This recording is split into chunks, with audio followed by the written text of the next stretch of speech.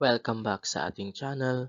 Ito nga pala si Teacher JM at tayo muli mag-aaral ng panibagong aralin sa ikalimang linggo sa ikatlong markahan, Filipino 3.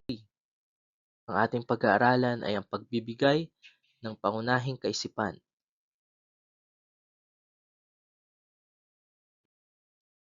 Halina't tayo'y muling matuto ng ating aralin. Handa na ba kayo? At ang layunin ng araling ito, ikaw ay inaasahang makapagbibigay ng mga sumusuportang kaisipan at pangunahing kaisipan ng tekstong binasa at makakapagsipi ng maayos na mga liham.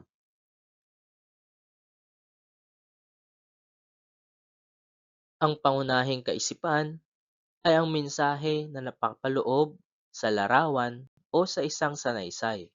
Sinasabi nito kung ano ang ibig sabihin ng mga pangungusap o maikling kwento na inyong binasa.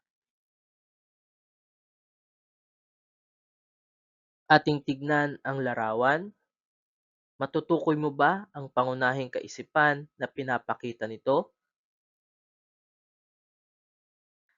Tama, ang pangunahing kaisipan ay ang pag-aalaga ng inahing manok sa kanyang mga sisiw.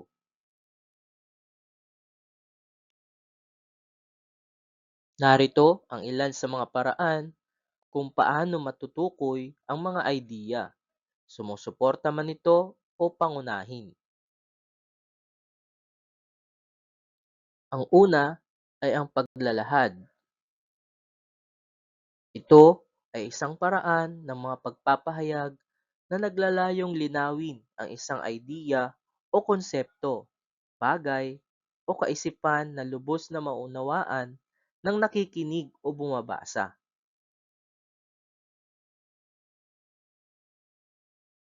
At ang pangalawa naman ay ang paglalarawan.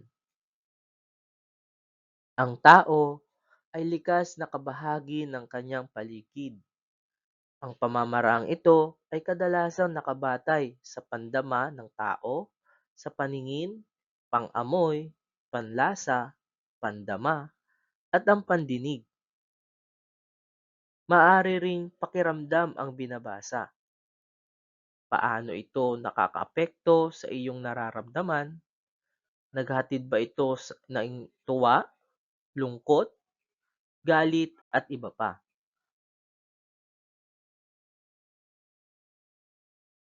At ang pangatlo ay ang pangangatwiran.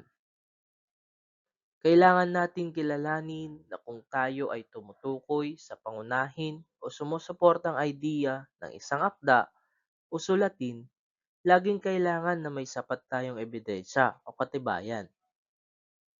Mas mahihikayat natin ang ating mga mambabasa o tagapakinig na hindi lamang tayo nagsasabi ng ating pansariling opinyon, bagkus ay wasto o tama ang ating mga sinasabi o binabahagi.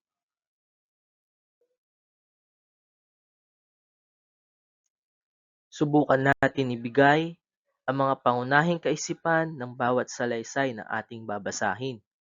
Handa na ba kayo?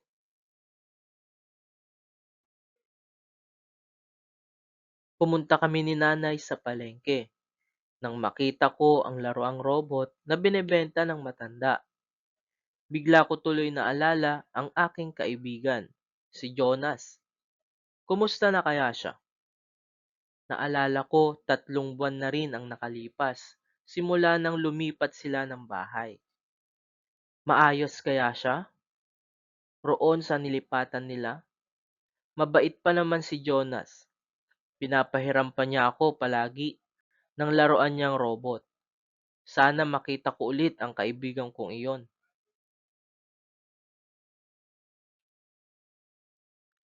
Ano ang pangunahing kaisipan sa binasang salaysay?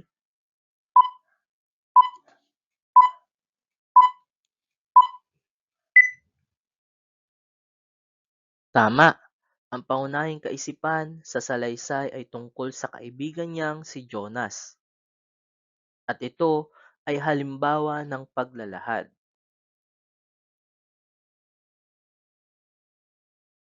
Laging pinapaalala ng gobyerno ang mga dapat sundin upang maiwasan ang pagkalat ng COVID-19. Kumain ng masustansyang pagkain upang lumakas ang ating resistensya. Kailangan daw na palaging maghugas ng ating mga kamay at gumamit ng alkohol. Lalabas lamang ng ating tahanan kung kinakailangan at dapat na magsuot ng face mask at face shield. Dapat din magkaroon ng social distancing at iwasang magkumpol-kumpol. Tunay nga na mas maging disiplinado tayo sa ating mga sarili upang maiwasan ang nating mahawaan ng sa gayon ay maging ligtas rin ang ating pamilya.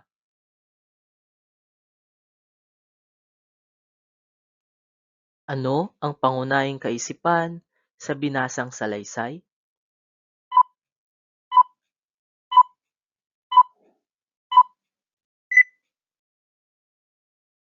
Tama! Ang pangunahing kaisipan sa salaysay ay tungkol sa paano maiiwasan ang COVID-19 at ito ay halimbawa ng pangangatwiran. Tuwing umaga, gustong-gusto ko talagang pagmasdan ang makukulay na bulaklak sa hardin ni nanay. Nakakagaan ng pakiramdam ang mababangong amoy ng mga ito, pati na ang malalamig na simoy ng hangin. May pula, puti, dilaw at kahel na mga kulay ng bulaklak. Ito talaga ang pinakapaborito kong bahagi ng aming bahay o tahanan.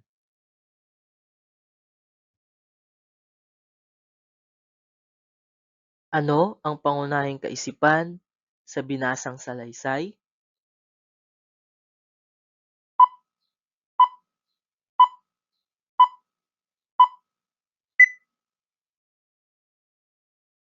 Tama! Ang pangunahing kaisipan ng salaysay ay tungkol sa pinakapaborito niyang parte ng kanilang bahay at ito ay halimbawa ng paglalarawan.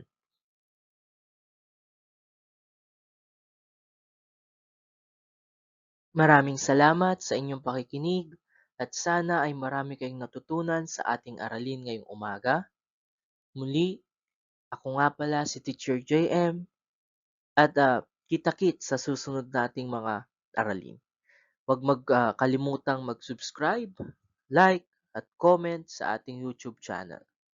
Salamat!